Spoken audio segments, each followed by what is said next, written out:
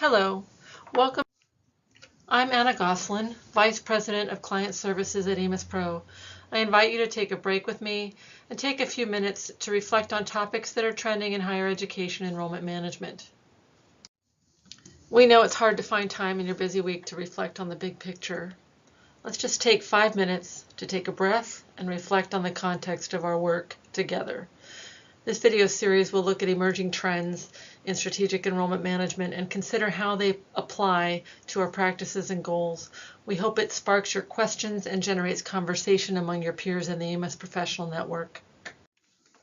Today's talk is inspired by the growing buzz around crafting a student-driven experience.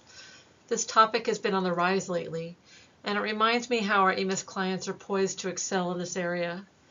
The expectations of students are ever evolving, so we need to be listening with data at all times. Let's consider the role of the student voice in our daily recruitment activities.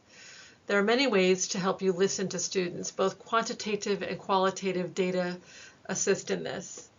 Before we dive in, let's set the stage with a quick check of our context and how it differs from that of a prospective student. Just a quick overview of the context. Unlike other offices on campus that focus internally on the enrolled student population, recruitment is focused outward, effectively on the rest of the world. We think a lot about segmentation, and we use data to drive nearly everything we do. We look at conversion rates, we look at our marketing plans. The nature of much of what we do is institution-centric. To be efficient, we automate what we can, and we manage much of our work in batch processes in order to maximize the efficiency. By contrast, the context for students making their college choice is very individual and self-centered.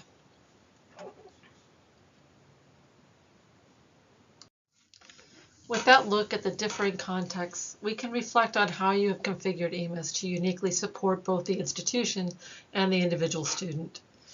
EMAS Pro is data management, communications management, and analytics. This is a very powerful and agile combination when combined with your EMAS superpowers. More on that later. You're ready to create a cycle of agile improvement and effective decision support. With those two contexts in mind, let's take a look at some ways the student voice informs your practices, especially where EMAS is concerned. The student voice can play a significant role in managing recruitment practices. For relationship management, it informs follow-up and builds trust as your recruiters work to engage the students. When you track the student interest level and student-initiated contacts, these records provide the information to prioritize your outreach and predict the student's advancement to the next stage. For staff management, this data provides visibility to the recruiter's efforts.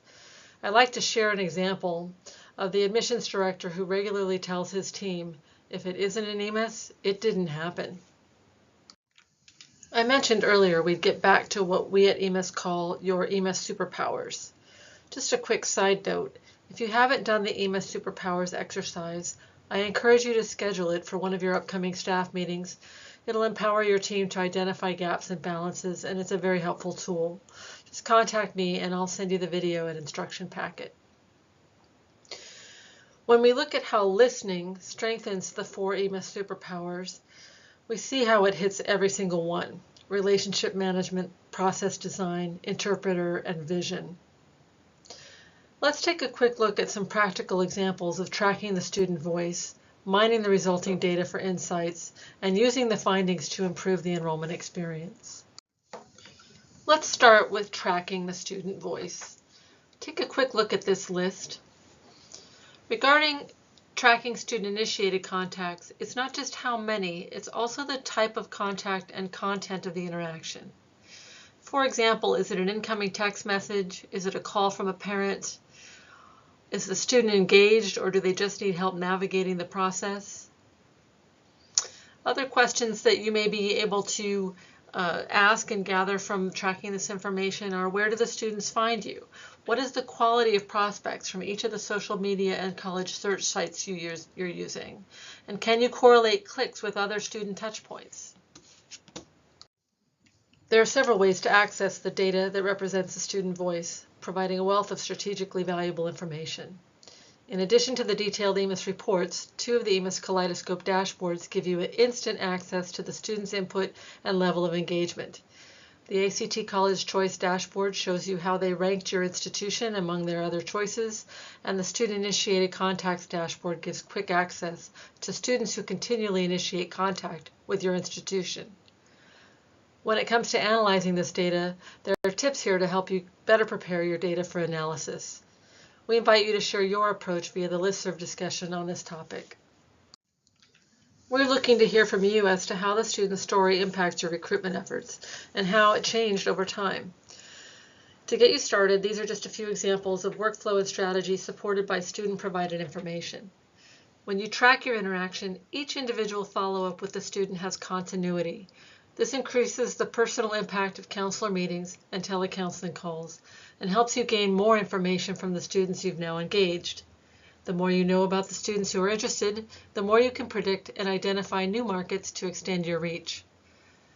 Student-provided information is also key in assessing your processes and workflow effectiveness and finding out what's falling through the cracks. I strongly encourage you to join the conversation via the EMAS listserv about how you track the student voice and use what you've learned to evolve the student enrollment experience. I'll be sending a listserv message to get it started on Tuesday, January 16th. Please also feel free to contact us directly with questions or feedback about this talk. We'd like to hear what you think. We also welcome you to share a topic you'd like to see us address in the future. Thank you so much for joining us.